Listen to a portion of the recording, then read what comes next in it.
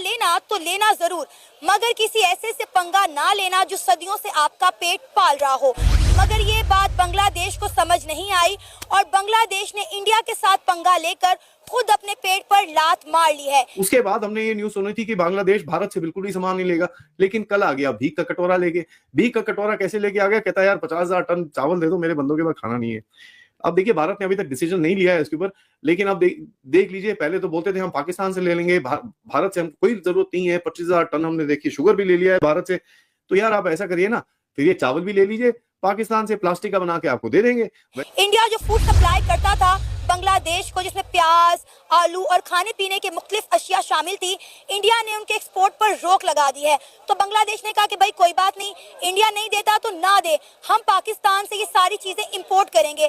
अभी बांग्लादेश को ये फैसला लिए 48 घंटे का वक्त भी नहीं गुजरा था, तो ये खबर सामने आई है कि बांग्लादेश में खाने पीने की अशिया में शदीद कमी आ चुकी है। ये सब हो रहा है एक ऐसे लम्हे में, एक ऐसे मोमेंट में कि जब ऐसा नजर आता है कि बांग्लादेश क्या स्प्लिट हो जाएगा, क्या बांग्लादेश टुकड़े टुकड़े हो जाएगा, क्या बांग्लादेश फिर तकसीम हो जाएगा। किस हद तक जाना है और किस हद तक नहीं जाना, तो इस मरहले पे जो NSA अजीत डोभाल है उनकी मुलाकात बीजिंग में वांग यी से होना 5 साल के बाद, ये और इसमें बहुत ज्यादा बातें वहां से शायद निकलेंगी भी नहीं सामने। लेकिन हम असम भी हमारा है और चिकन नेक भी हम काट देंगे और हम बंगाल भी ले लेंगे, उड़ीसा भी ले लेंगे, झारखंड भी ले लेंगे, सब ले लेंगे, दिल्ली भी चढ़ाई कर देंगे। और उधर एक वो छोटी सी अरकान आर्मी आती है और उनका जो नीचे वाला वो जो तकनाफ वाला एरिया है, वहाँ पे महंगाई इतनी ज्यादा बढ़ चुकी है कि वहाँ के लोग पीने के लिए दूध तक भी अफोर्ड नहीं कर पा रहे, और ये सब इंडिया से पंगा लेने का नतीजा है। जिसने बोला कि मैं योगी आदित्यनाथ को ठोक दूंगा, ठीक है, कहता है मैं बिस्मिल्लाह बोलूंगा और योगी की कुर्बानी दूंगा, पता चला वो बांग्लादेशी था। अब उसके पिछवाड़े में इतनी जोर जोर से लातें पड़ रही है। देखिए काफी हद तक बांग्लादेश की फॉरेन मिनिस्ट्री की तरफ से एक स्टेटमेंट आया कि नहीं यार ये क्या, हम तो लड़े थे पाकिस्तान से। और क्या हुआ क्या है, मोदी साहब ने जो ट्वीट करी थी कि भाई भारत की जीत थी, नहीं, भारत की कैसे जीत हो सकती है, हम लड़े थे साथ में, हम ये किया था, हमने वो किया था, हमने पता नहीं क्या क्या कर दिया था। इन गधों को ये नहीं समझ में आता, बिना भारत के हेल्प के ये लोग पाकिस्तानी आर्मी के बूट के नीचे दब रहे होते आज भी। लेकिन चक्कर क्या है, यू टर्न हो गया फिर से। यू टर्न जो आर्मी चीफ जनरल वॉकर जमन की तरफ से हुआ, जहां पर उसने बोला कि साहब जो बंगला बंधु हैं उसको हम बांग्लादेश से सेपरेट नहीं कर सकते। यहाँ पर देखिए यूनुस की सरकार ने कितनी कोशिश कर दी, यहाँ तक कि बंगा बंधु की तो फोटोएं हटानी शुरू कर दी नोटों के ऊपर से। लेकिन यहाँ पर आर्मी चीफ जो एक्चुअली एक सरबराह है पाकिस्तान का, यूनुस तो बेवकूफ है, उसकी तरफ से स्टेटमेंट आ गया कि साहब ऐसा है, ये तो कर ही नहीं सकते हम लोग। अब अगर बंगा बंधु की बात आती है तो यार बंगा बंधु की बात आप कर ही नहीं सकते बिना भारत की। तो आप ये भी देख लीजिए कि साहब यू टर्न पे यू टर्न पे यू टर्न पे यू टर्न। उसके बाद हमने ये न्यूज सुनी थी कि बांग्लादेश भारत से बिल्कुल भी सामान नहीं लेगा, लेकिन कल आ गया भीख का कटोरा लेके। भीख का कटोरा कैसे लेके आ गया? कहता है यार 50,000 टन चावल दे दो, मेरे बंदों के पास खाना नहीं है। अब देखिए भारत ने अभी तक डिसीजन नहीं लिया है इसके ऊपर, लेकिन अब देख लीजिए, पहले तो बोलते थे हम पाकिस्तान से ले लेंगे, भारत से हम कोई जरूरत नहीं है। 25,000 टन हमने देखिए शुगर भी ले लिया है भारत से। तो यार आप ऐसा करिए ना, फिर ये चावल भी ले लीजिए पाकिस्तान से, प्लास्टिक का बना के आपको दे देंगे। वैसे भी आप कंगालू लोग हो तो आपको तो प्लास्टिक का चावल खाने का शौक होना चाहिए।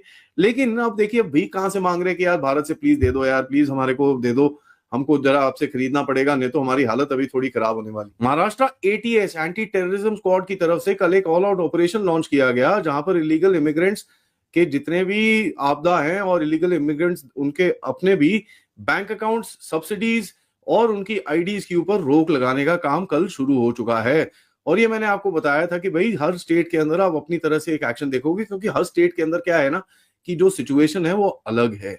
तो छत्तीसगढ़ में हो चुका है, झारखंड में हो चुका है, उत्तर प्रदेश में हो चुका है, दिल्ली में हो चुका है, महाराष्ट्र में शुरू हो चुका है, गोवा में अभी सुनने में आ रहा है कि धीरे धीरे करके वहां ऑपरेशन लॉन्च हो रहा है, गुजरात में शुरू हो चुका है, राजस्थान में शुरू हो चुका है, अब थोड़े से साउथ स्टेट्स में बाकी है, लेकिन मेरे हिसाब से वहां पर भी आपको भी एक्शन होता हुआ दिखेगा।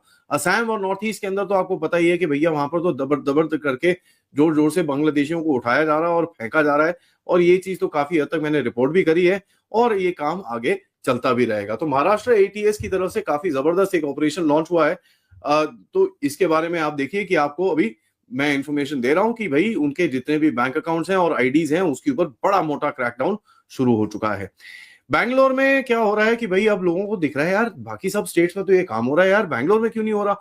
तो बैंगलोर में क्या हो रहा है कि अभी वो जो सिटीजन जर्नलिस्ट हैं और जो एक्चुअल जर्नलिस्ट हैं उन्होंने जाके इन कंगालों को निकाल के ढूंढ ढांड के इनके वीडियोस बनाने शुरू करे हैं।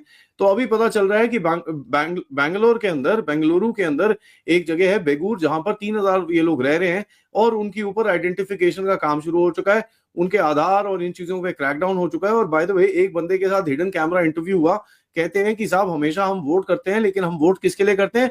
कांग्रेस के लिए ही करते हैं और कांग्रेस के लिए करते रहेंगे। तो इनको आइडेंटिफाई किया जा रहा है और इनको भी अभी यहां से उठा के अब देखते हैं। यहाँ पर तो आपको पता ही है क्या सिचुएशन है, तो उसके हिसाब से कैसे चलेगा तो आगे जाके बताऊंगा मैं आपको। लेकिन कल एक बड़ी इंटरेस्टिंग सी चीज हुई। यूपी के अंदर एक बंदा है शेख अताउल करके, जिसने बोला कि मैं योगी आदित्यनाथ को ठोक दूंगा। ठीक है, कहता है मैं बिस्मिल्लाह बोलूंगा और योगी की कुर्बानी दूंगा। पता चला वो बांग्लादेशी था। अब उसके पिछवाड़े में इतनी जोर जोर से लातें पड़ रही हैं, उसके पूरा घर, उसका पूरा ये वो सब कुछ उठाया जा रहा है और उठा के उसको कहां पर फेंकेंगे ये तो भैया योगी बाबा से ही पूछना पड़ेगा, क्योंकि आपको पता ही है किस तरह से योगी बाबा काम करते हैं। अक्रॉस इंडिया मैंने आपको जैसे बताया सबसे पहले टारगेट रोहिंग्या और बांग्लादेशीज हैं, और देहरादून पुलिस के तरफ से भी अभी एक्शन शुरू हो चुका है। वहां पर एक कॉलोनी आइडेंटिफाई हुई है जहां पर जाके अभी डोर टू डोर सर्चेस शुरू हुई हैं और 75 को वहां पर ऑलरेडी डिटेन कर चुका है, जिनके पास फेक आईडीज थी और जो बेसिकली मास्टरमाइंड और रिंग लीडर टाइप लोग हैं जो बाकियों को वहां पर संभाल के रखते हैं। तो देखिए, आप पहले रिंग लीडर को उठाएंगे, उनसे जरा पूरी इन्फॉर्मेशन लेंगे, पूछताछ करेंगे, मिर्ची ट्रीटमेंट करेंगे, उसके बाद आपको पूरा फिर रैकेट आराम से समझ में आएगा, उसके बाद आप आराम से उसको तोड़ सकते हो। लेकिन कई लोगों ने मेरे को फीडबैक दिया कि आदि सर बाकी सब तो ठीक है यार, आप बताओ यार वेस्ट बंगाल में ऐसा कब होगा। चलिए फिर मैं वेस्ट बंगाल का भी बता देता हूँ। और ये मैं आपको बोल रहा था कि भाई वेस्ट बंगाल में भी काफी बांग्लादेशियों को उठाया गया है और काफी हद तक क्लियरेंस थोड़ी बहुत शुरू वहां पर हुई है। लेकिन कल बड़ा एक जबरदस्त हुआ। कल एक कोलकाता पुलिस की तरफ से और सेंट्रल एजेंसीज के साथ काम करके एक फेक पासपोर्ट रैकेट को बस्ट किया गया। देखिए, मेरे 4 स्टेप्स के अंदर ये नंबर 1 स्टेप कोलकाता में अब शुरू हो चुका है। एक बंदा है दीपांकर दास करके, जो पराना श्री के अंदर रह रहा था, जहां पर उसको फेक आईडीज और फेक पासपोर्ट बनाने के पास उसके पास पूरा सेटअप था, जहां पर वो 37 फेक पासपोर्ट उस टाइम पे बना रहा था बाय द वे।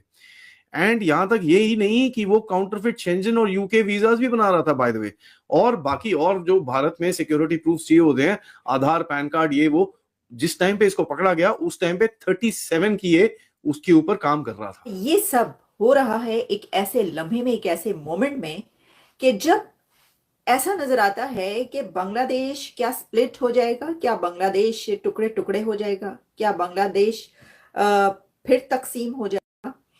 और इसी वक्त हम ये देख रहे हैं कि चाइना और इंडिया के बीच, यानी अजीत डोवल और वैंग ली के बीच एक बहुत अहम मीटिंग होती है। तो देखिए, इस वक्त एक तो ये बात की जा रही है the group captured few towns on the border of Bangladesh earlier this year. Since November 2023, the Arakan army has gained control of 11 of Rakhine's 17 townships, along with one in neighboring China state. एक तो मैंने आपके सामने रखा, ये बहुत detail में सारा खबर है, आर्टिकल है, लेकिन हम जो इम्पोर्टेंट पार्ट था वो मैंने आपको बताया।